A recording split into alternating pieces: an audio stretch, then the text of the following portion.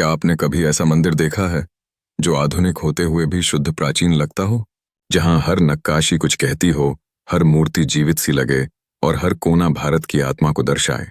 स्वामी नारायण अक्षरधाम मंदिर, दिल्ली, एक ऐसा दिव्य स्थान है जो आध्यात्मिकता, संस्कृति और सेवा का प्रतीक बन चुका है। यह मंदिर केवल भारत ही नहीं, पूरी दुनिया के लिए एक प्रेरणा स्रोत है। इस दिव्यता की यात्रा शुरू होती है योगी जी महाराज से। बोचासनवासी अक्षर पुरुषोत्तम स्वामी नारायण संस्था BAPS के संत। उनका सपना था कि भारत की राजधानी में एक ऐसा मंदिर बने जो भारतीय संस्कृति, अध्यात्म और संस्कारों का संदेश पूरी दुनिया को दे सके। 1967 में योगी जी महाराज के निधन के बाद उनके शिष्य प्रमुख स्वामी महाराज ने इस कार्य को आगे बढ़ाया। लंबे समय तक जमीन के लिए प्रयास हुए और अंततः 60 एकड़ भूमि यमुना किनारे उपलब्ध हुई।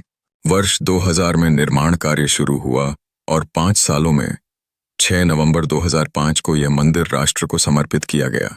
इस मंदिर का निर्माण अपने आप में एक चमत्कार है। यह बिना लोहे के, सिर्फ पत्थरों और पारंपरिक भारतीय शिल्पकला से बना है। 11,000 से अधिक स्वयंसेवकों ने श्रमदान किया। सैकड़ों कारीगरों ने राजस्थान और गुजरात से आकर वर्षों तक नक्काशी की। मंदिर में गुलाबी बलुआ पत्थर और सफेद संगमरमर का उपयोग किया गया है, जो शुद्धता और पवित्रता के प्रतीक माने जाते हैं। मंदिर की ऊंचाई 141 फीट चौड़ाई, 316 फीट लंबाई, 352 फीट इसमें है। 234 खूबसूरत खंभे, 9 भव्य गुंबद, 20,000 से अधिक धार्मिक मूर्तियां। गर्भगृह में 11 फुट ऊंची सोने से मढ़ी भगवान स्वामी नारायण की मूर्ति, उनके चारों ओर राम सीता, कृष्ण राधा, शिव पार्वती, लक्ष्मी नारायण, हर मूर्ति में अद्भुत जीवन है, भाव है और कहानी है। 2007 में अक्षरधाम को मिला गिनीज वर्ल्ड रिकॉर्ड, दुनिया का सबसे बड़ा व्यापक हिंदू मंदिर, लार्जेस्ट कॉम्प्रिहेंसिव हिंदू टेम्पल। यह मंदिर पूरी तरह से पारंपरिक वास्तुशास्त्र पर आधारित है। सहजानंद दर्शन स्वामी नारायण भगवान के जीवन की एनिमेटेड मूर्तियों, ध्वनि और प्रकाश प्रभाव से प्रस्तुति। 2. संस्कृति विहार, नाव यात्रा। 16 मिनट की नौका यात्रा में दर्शकों को भारत की 10,000 वर्षों पुरानी सभ्यता से परिचित कराया जाता है। तक्षशिला, नालंदा, आयुर्वेद, योग, खगोल शास्त्र, गणित, संगीत, विज्ञान। 3. संयम दर्शन, वाटर शो, नचिकेता और यमराज की कथा पर आधारित जल, प्रकाश, ध्वनि और लेजर का अविस्मरणीय शो। यह आत्मा और मोक्ष का सार सिखाता है। कमल के आकार में बना ध्यान स्थल, यहां महात्मा गांधी, चाणक्य, स्वामी विवेकानंद, टैगोर, श्री राम, श्री कृष्ण, बुद्ध, गुरु नानक, सभी के सुविचार अंकित हैं। अक्षरधाम का शाब्दिक अर्थ है वह स्थान जहां ईश्वर सदा विराजते हैं। यह मंदिर भक्त को न केवल दर्शन देता है, बल्कि ध्यान, सेवा और सदाचार की प्रेरणा देता है। यहां आकर आप केवल देवताओं को नहीं देखते, आप खुद के भीतर छिपे ईश्वर से साक्षात्कार करते हैं। मंदिर का निर्माण पूरी तरह सेवा भाव पर आधारित रहा। प्रमुख स्वामी महाराज ने कहा था, जहां सेवा है वहां सच्चा ईश्वर है। इस विचार पर मंदिर बना और यह आज लाखों लोगों को प्रेरणा देता है।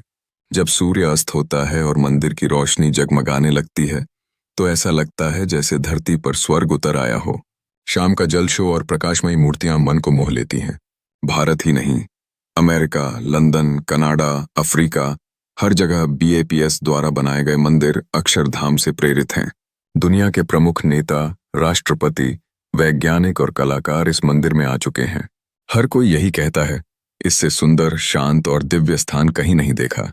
अक्षरधाम मंदिर आज के भारत का आध्यात्मिक चेहरा है। यह हमें सिखाता है कि आधुनिकता के साथ परंपरा कैसे जिए। यह मंदिर कहता है, ईश्वर को पाने के लिए किसी विशेष स्थान की नहीं, विशेष भावना की जरूरत होती है। अगर आप कभी दिल्ली जाएं, तो यमुना किनारे अक्षरधाम जरूर जाएं, क्योंकि वहां आप केवल मंदिर नहीं देखते, आप अपने भीतर की यात्रा शुरू करते हैं। अक्षरधाम एक ऐसा मंदिर जहां केवल मूर्तियां नहीं, भावनाएं विराजती हैं, जहां दीवारों पर संस्कृति बोलती है और खंभों में आस्था सांस लेती है।